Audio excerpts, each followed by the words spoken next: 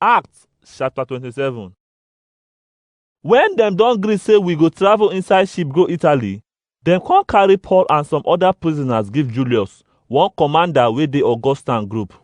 We enter one ship from Adramyttium wey wan travel go different place for Asia Sea, come begin travel go Aristarchus. And one Macedonian man wey dey stay Thessalonica follow us. The next day, we enter Sidon and Julius come do good give Paul. He allow am go meet him friends make dem give am all the things wey he need. From there, we enter water travel again face Cyprus island because breeze dey blow the ship. After we don travel enter the open sea wey dey inside Cilicia and Pamphylia, we come stop for Myra wey dey Lycia. For there, the soldier commander come see one ship wey come from Alexandria dey drive go Italy and he come put us for inside. We dey go small small for many days and not be small wahala before we fit reach Sidus.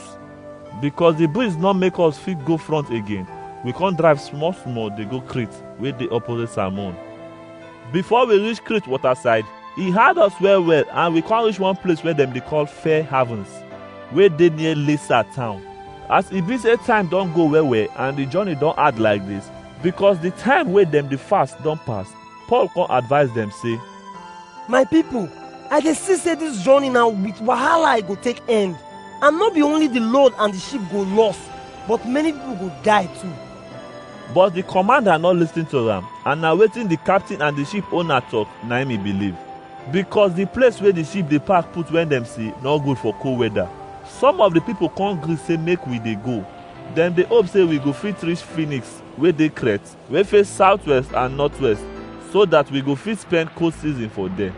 When one kind quiet breeze blow come from south, dem think say dem go fit do wetin dem plan, so dem come dey go small small pass Crete waterside. After the cold breeze, one strong breeze wey dem dey call hurricane come dey blow come from the island. When this breeze trap the ship and we no fit see well well again, we leave the ship give the breeze and e come dey carry us go where e like.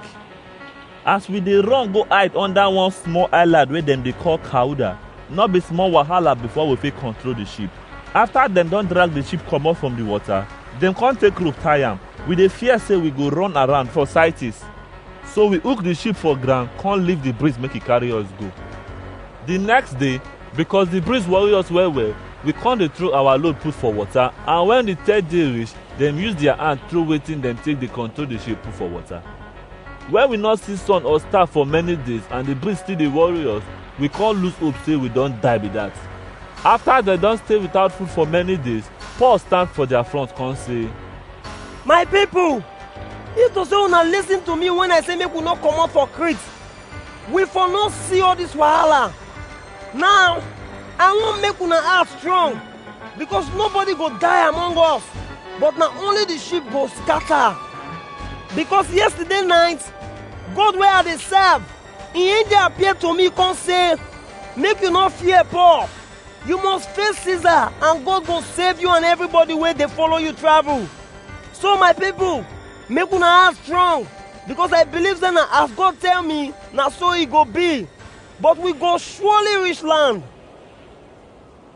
After 14 days, as the breeze dey carry us pass the Adriatic Sea for midnight, the sailors come dey suspect say we don dey near land.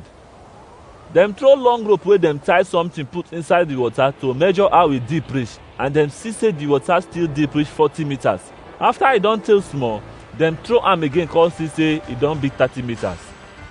Dem dey fear say the ship go jam rock for the land, so dem throw 4 big chains from the ship back come dey pray make day quick break. Then the sailor try to run leave the ship. Dem take the small boat for the ship, put am for water, come dey play wayo say dem wan go put big chain down for the ship front.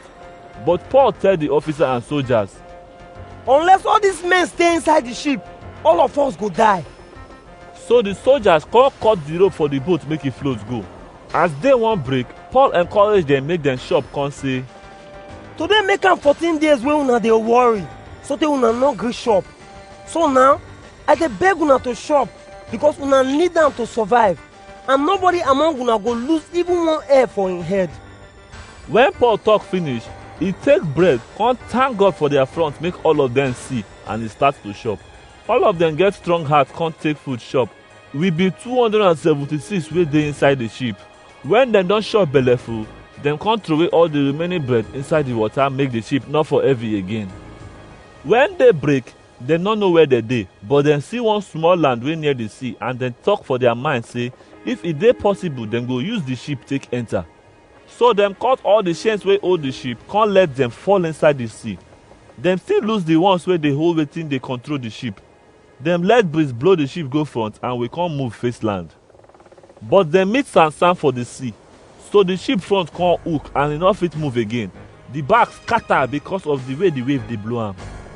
The soldiers come plan to kill all the prisoners make dem no for fit swim come escape.